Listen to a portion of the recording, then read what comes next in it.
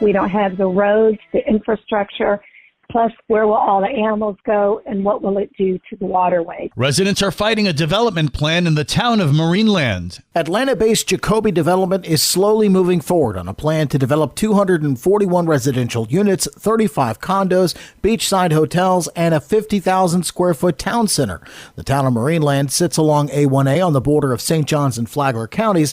Marineland was established in 1940 and home to just 15 people, according to the 2020 census. Debbie now opposes the project. I am a realtor with Watson Realty for 35 years. However, I'm against development where they decide to make it an environmental cause by building homes, commercial spaces, and condos. We don't have the roads, the infrastructure. Plus, where will all the animals go and what will it do to the waterways? DoNow is not alone. More than 5,000 people have signed a Save Marineland Florida petition online at change.org. The town of Marineland will discuss Jacoby Development's plan further during an evening meeting Thursday, December 19th from 6 to 8 at 9741 North Ocean Shore Boulevard, just south of the Marineland Marina. For details, go to townofmarineland.org. Good morning, Flagler County. I'm Rich Carroll. You're listening to Flagler's Morning News on Wednesday, December 11th. Joy Beyond Walls reunites some inmates with their children for Christmas. The Flagler County Sheriff's Office and Parkview Church recently partnered to reunite inmates with their children during the holiday season in a new program called Joy Beyond Walls, a Christmas connection with FCSO and Parkview Church. Flagler County Sheriff Rick Staley. This reunites inmates of our SMART rehabilitation program with their children for the holidays. While it may only be for a couple hours for lunch and opening gifts and making a Christmas craft, it does reunite the inmate with their children. The children didn't do anything wrong, and being separated from a parent is difficult for them, especially during a holiday. Inmates who are part of the jail's successful mental health and addiction recovery treatment SMART program, who have children under 15 years of age, were invited to participate in the event.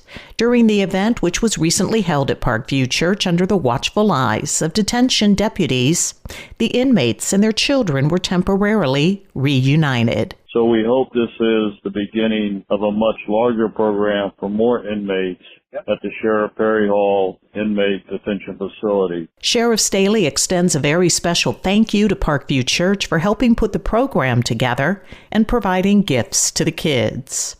For Flagler's Local Morning News, I'm Karen Johnson.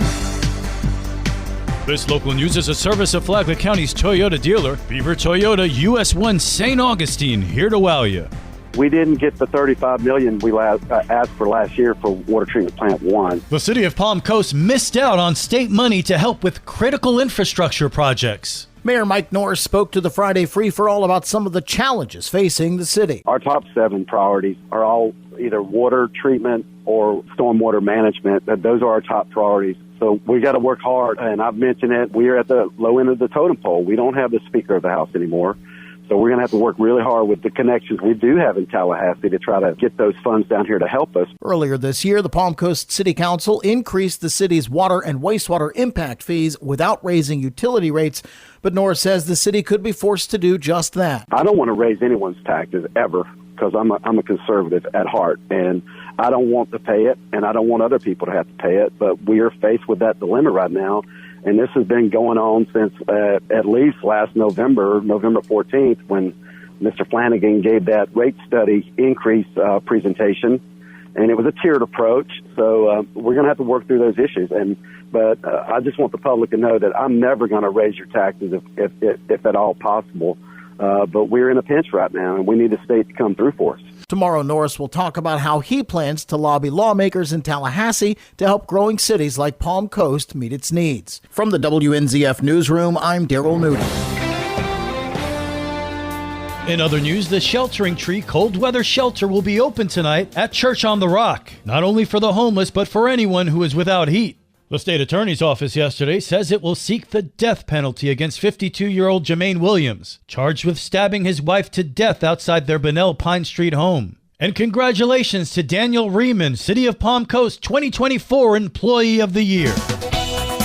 And now you're up to date on Flagler's Morning News. I'm Rich Carroll.